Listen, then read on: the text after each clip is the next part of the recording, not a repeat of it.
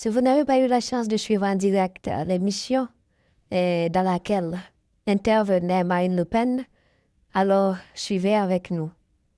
Le problème, c'est qu'on a abandonné l'idée, d'abord, on a accueilli beaucoup trop de gens, et que de fait, comme on a accueilli beaucoup trop de gens, on a abandonné l'assimilation. Parce qu'on assimile des gens, on n'assimile pas des peuples. Voilà, on n'assimile pas des groupes, on assimile des individus, parce que ça nécessite une démarche personnelle, l'assimilation. Or, on a abandonné ça, on les a mis dans des cul-de-sac des banlieues, pour peut-être d'ailleurs le bénéfice de quelques secteurs en tension. Et donc, tous ces gens, en réalité, ont été enfermés dans une forme de communautarisme, où ils ont continué à vivre dans ces quartiers comme chez eux, plutôt que comme en France, et que ces choses se sont aggravées.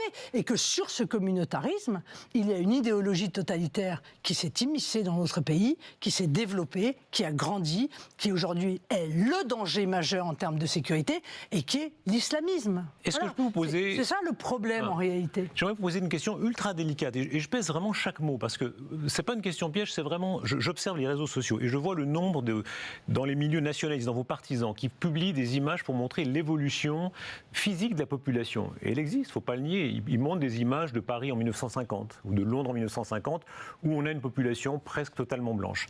Et à côté, la population de 2025 où c'est vrai, elle est plus métissée. Et ils disent bien, c'est pas qu'on est raciste, c'est que la couleur de peau traduit aussi l'ancienneté de l'origine, donc un brassage plus grand. Est-ce que vous partagez ça quand vous voyez ces images, ou bien est-ce que vous dites c'est le cours normal des choses? Non mais d'abord, c'est pas